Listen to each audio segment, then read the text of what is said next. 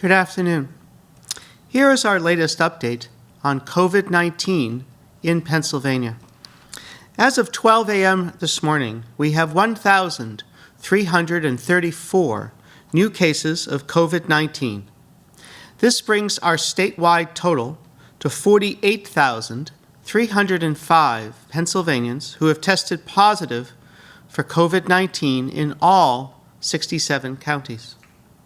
This includes 2,989 positive cases in healthcare workers.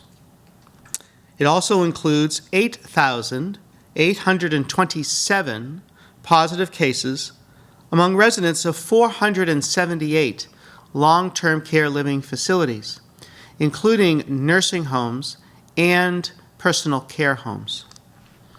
Tragically, 2,418 patients who have tested positive for COVID-19 have died. And to date, all of those deaths are in adult patients. As of 10 a.m., hospitals are reporting that approximately 2,674 patients are currently hospitalized with COVID-19.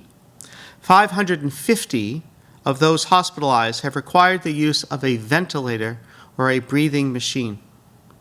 Across our healthcare system, approximately 46% of hospital beds, 40% of intensive care unit beds, and 75% of ventilators are still available. I wanted to take some time to highlight the work that is ongoing to ensure the safety of residents and employees of our long-term care facilities, including nursing homes and personal care homes. We have talked many times about the work being done by our hospital infection control teams and the addition of our contractor, ECRI, to consult with these facilities. Today, I wanted to talk about another group who is working alongside these teams, and that is the Patient Safety Authority. The Patient Safety Authority is an independent state agency that collects reports on patient safety events from Pennsylvania facilities, including hospitals, but also long-term care living facilities.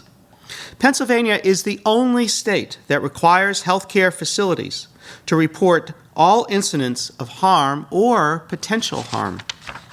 Staff from the Patient Safety Authority have been working with our teams to provide infection control consultations alongside the department and our contractor, ECRI, to help stop outbreaks.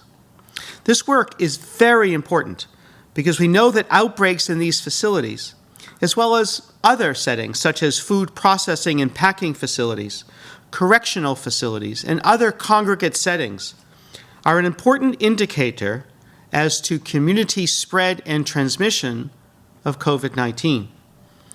While the residents of those facilities stay at those facilities, the employees who care for them are subject to exposure from the rest of the community and counties.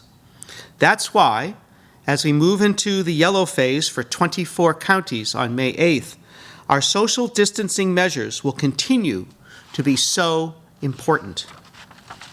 We have to not only protect our loved ones, we have to take care and protect the people who are caring for our loved ones. Now, here are my daily reminders. Please wash your hands with soap and water for at least 20 seconds, or the time it takes to sing Happy Birthday twice. If soap and water are not available, use hand sanitizer. Cover any coughs or sneezes with your elbow, not with your hands. And don't touch your face, especially after touching surfaces. Clean surfaces frequently. And if you have to go out for life-sustaining activities, please wear a mask if you're going to come into contact with others. If you have questions about your health, please contact your healthcare provider. And if you need mental health resources because you or someone you know is having a mental health crisis, please contact the crisis text line by texting PA to 741-741 or call the statewide support and referral helpline at 1-855 1-855-284-2494. Again, 1-855-284-2494. For the most reliable information related to Pennsylvania's response to COVID-19, please visit our website at health.pa.gov.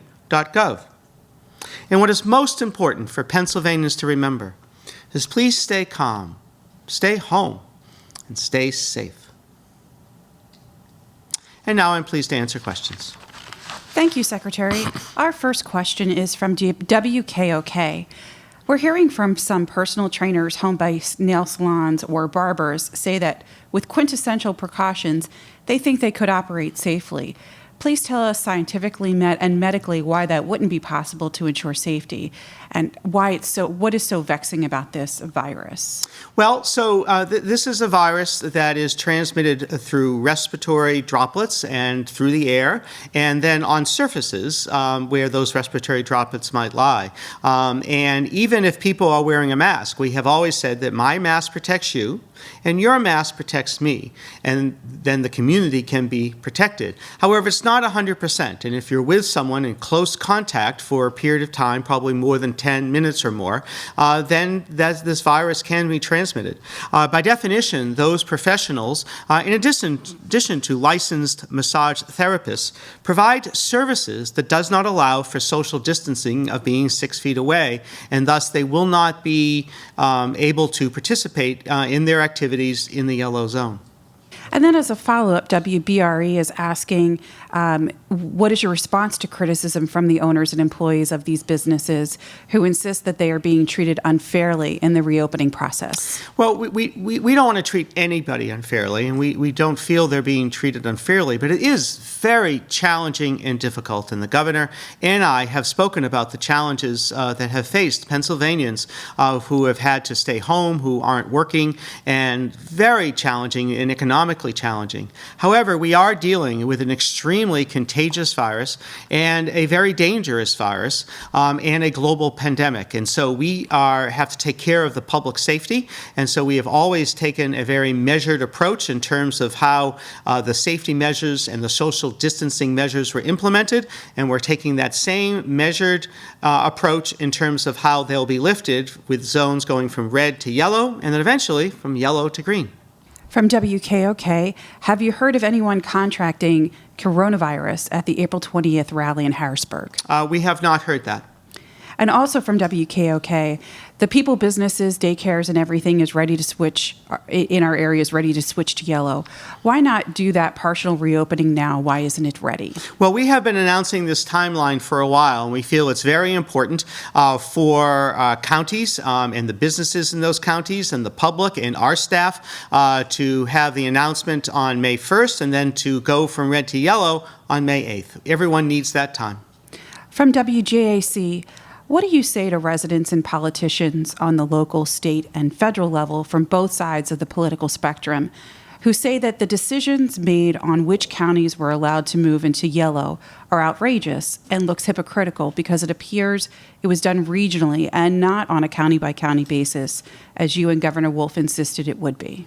Well, I believe that the governor and my communications have been extremely consistent. We have been going over the last number of weeks that we were going to be talking about counties and talking about regions and counties within regions. There is a county in the north central that is not able to go at this time because of the number of cases that they have. And so this was never going to be specifically about regions, and the governor emphasized that. As we go look at other areas and other counties that might be able to go from red to yellow, again, we'll be looking at counties and counties within regions, but it will not stick to any specific schema. I really believe that our communication has been very consistent about that, as well as the different criteria we'll be using, the metrics we were using, the consultations from Carnegie Mellon University and their modeling, as well as qualitative factors that would go into those decisions. Also from WJAC, you and Governor Wolf said certain counties and regions could not move forward even though they met positive threshold, but don't have the testing capability for contact tracing that other counties might not have. Yet you have not provided specifics as to what those levels should be. So what is the level of testing needed and how much staffing is needed for an area to be sufficiently able to conduct contact tracing? So we have actually put out our testing plan, which has a lot of specifics about how we're going to go about our laboratory testing, as well as our contact tracing plan, and in terms of the personnel that will be working about that. And those are available on our website. From WESB, looking at what's happening in Gallup, New Mexico, and the Navajo Nation after their restrictions were relaxed, what can individuals do here in the newly created yellow zone to help prevent a sudden flare-up of new cases? Well, we have said all along that yellow means caution, and so we're very excited, and I know the counties are excited that their businesses will be able to have this phased reopening plan. But this remains a very dangerous virus, and this virus remains throughout Pennsylvania, and so we need to be very careful that we maintain many of the social distancing measures that we have talked about. Try to be 6 feet away from other people. Wear masks. Wash your hands. Use hand sanitizer. Everything that I say every day. All of that continues. We want people to telework whenever possible. We want retail stores to use curbside pickup whenever possible. And we want people to be socially distanced if they go inside stores. We do not want large gatherings to happen, such as in movie theaters or concerts or things like that. That's why we're not letting competitive sports and team sports continue. So we're going to be watching really carefully through all the measures that we discussed, the laboratory testing for symptomatic individuals, the isolation of positive cases, the case investigations, and then contact tracing with appropriate quarantine to occur in the yellow counties to make sure exactly that we do not have significant outbreaks as they saw in New Mexico. From WESA, on Friday, Allegheny County Executive Rich Fitzgerald and many residents I've heard from said they were surprised that population density is among the criteria for deciding whether to ease restrictions. Is this the latest instance in which the state seems to have problems clearly communicating the basis on which it makes these decisions? Why has the state struggled to communicate these criteria consistently? And what would you say to those who are frustrated by or distrustful of the decision-making process as a result? Well, what I would say is that Governor Wolf has been extremely clear of the different criteria that we'd be using. We have outlined the significant role of population density in many of our comments. I mean, clearly that is why our biggest city, Philadelphia, has had the most cases. That's clearly why New York City has been the most impacted city in the United States. And that population density and the transmission of a very contagious virus of COVID-19 is really part of basic public health. So we have tried the best we can to communicate our reasons for our choices, and we will continue to do so. Also from WESA, County Executive Fitzgerald said that he thought the target of testing 2% of the population per month might be a goal rather than a hard and fast requirement. Is that true? And does that fact that the county's rate of positive test results is below 10%, which experts say is the number to stay below, give Allegheny any leeway on the testing requirements? Well, we're going to be working towards those testing requirements. It's not a matter of leeway, but we'll be working in Allegheny County with Commissioner Bogan. We talk with her on a regular basis, and we'll be working to expand testing in all the different ways that we have discussed in Allegheny County and really in any of the counties that go from red to yellow.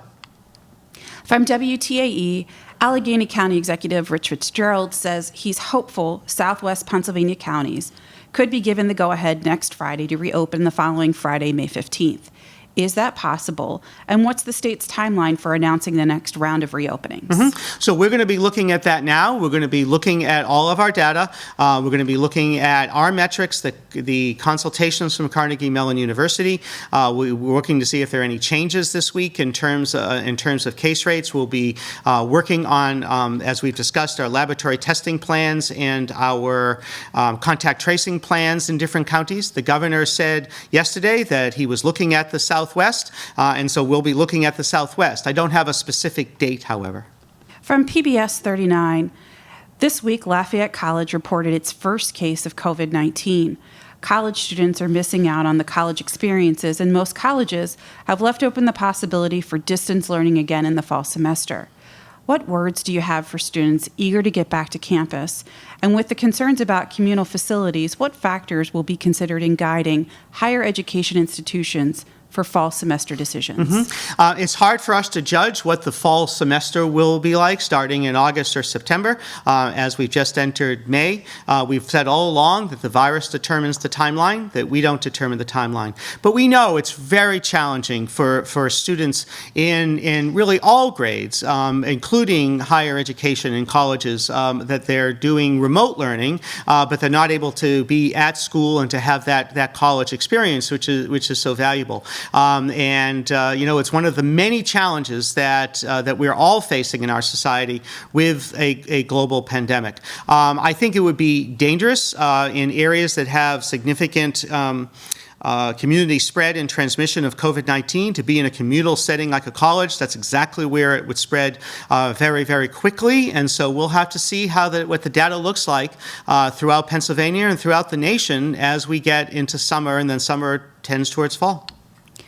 From the Express Times, if the new federal government reporting requirements lead to identifying nursing home facilities with COVID-19 by name, would Pennsylvania follow suit? And is the state considering identifying those facilities before the federal data is released? We're talking about that now. We have to see exactly what the federal government releases, and then we have to balance privacy concerns as well as the laws which regulate those privacy concerns with transparency. And so our teams with the governor's office will be weighing all those factors presently.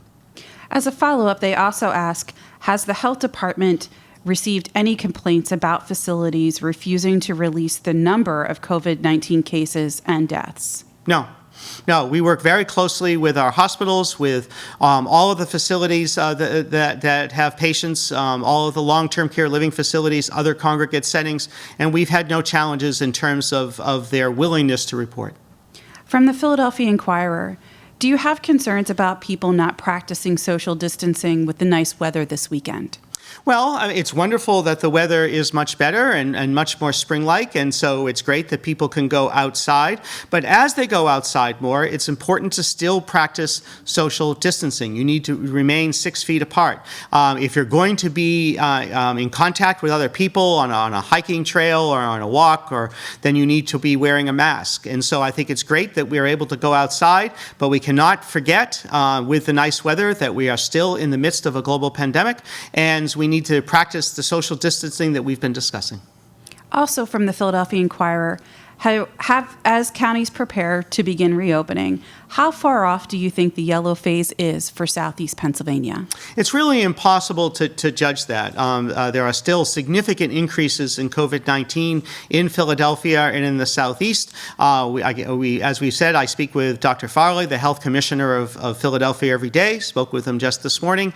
And we are working very collaboratively together. But we don't know at what point the Southeast will be able to go from red to yellow. But I'm a positive and optimistic person, and I feel very confident that will happen.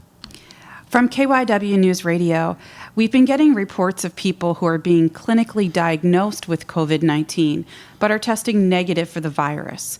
Why is this happening, and should we be concerned about all the emphasis that's being put on testing to stop the spread? Well, we look at that data really carefully in terms of our positives and negatives. There are a couple of reasons why people could test negative. If they have very mild symptoms, then it might be they don't have enough virus for us to detect. Some of it might be how the sample was obtained. We know that all tests have false negatives and false positives, although the tests that are being run now in our laboratory and other laboratories are actually very sensitive and specific. There are other also viruses about, other types of respiratory viruses, and it's possible they have one of those. But we're watching all of those factors really carefully as we analyze our data. Also from KYW News Radio, can you please review the outdoor guidelines as the DCNR plans to reopen outdoor spaces? Is it safe to do? And is there a common concern that people will begin to congregate and spread the virus? So we have actually been working with Secretary Dunn and the Department of Conservation and Natural Resources on their plans and their guidance. They're available on our website, and we have tried to craft them and then release them so that people don't come together in congregate settings, that people don't group together. We want people to enjoy the outside. We want people in the yellow zones to be able to go to state parks and those types of facilities, but we still need to practice social distancing. From the public source, what progress does Allegheny County need to make before it's moved to the yellow zone? Well, we're going to be looking at all the factors that we have just talked about. We're going to be discussing with Commissioner Bogan the testing and the contact tracing plans that they will be implementing, that we will be supporting. We're going to be looking at the data for Allegheny County and other southwestern and other counties as well. Again, it's not just regional.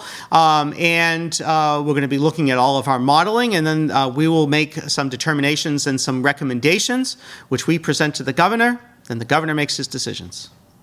From the Altoona Mirror, when you said you wouldn't stick to any specific schema, it seemed to contradict what happened on Friday. You stuck, except for Columbia County, to the health district schema. Could you explain this? Well, we have, again, to repeat myself, said all along that we were looking at counties and counties within regions, and we're going to be looking at the Southwest and other areas near the Southwest, depending upon theirs. We might look at some other counties as well. We'll be taking all that in consideration as we make our next plans about which counties could go from red to yellow. From News Talk 104.1, can you outline generally what the daily new normal looks like for counties moving from red to yellow next week? Well, I think that starting on May 8th, when they go to yellow, that we want them to continue to, as we said, to practice social distancing. We want people to continue to wear masks. But, for instance, businesses can be open that are not essential or life-sustaining businesses, as we've talked about before. We want workers to telework as much as possible, but if they can't, they can come into work, but the business has to maintain those social distances, the 6 feet, et cetera. Our retail businesses that we have outlined can open. We prefer that they do curbside pickup, but if they can't, then following social distancing of having no more than a certain amount of people in a store and no more than 25 people in an area, that they can open and follow social distancing. And we're hoping that this will certainly help stimulate the economy in those areas and get people back to work, back earning paychecks. And so we're looking forward to this partial reopening. Also from News Talk 104.1, what is your reaction to the FDA granting approval for remdesivir as a treatment for COVID-19? Okay, I'm going to try to pronounce this correctly. Couldn't do it. Remdesivir. Remdesivir. It's always challenging. So we are looking forward to having more and more patients treated with this medication. We're looking forward to more hospitals obtaining that. We're going to actually work on guidelines and help the hospitals obtain that from the federal government. I think it's a very, very positive step. It's not a cure, so to speak. It's not a preventative medicine at all. It's not an oral medication. It is given intravenously to very sick patients in the hospital, but it's a very positive step, even though I can't pronounce it. Our final question today is from News Talk 104.1. Are you aware of any positive COVID test results in pregnant women and how the virus impacts pregnancy?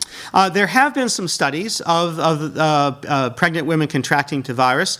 To date, the babies have been well in all the studies that I've seen, but this needs to be studied very, very carefully to check on the prenatal effects of this virus. Thank you, Secretary. That concludes our briefing for today. Just a note, there will not be a briefing tomorrow on Sunday. We will be back with our next regular briefing on Monday. Thank you so much.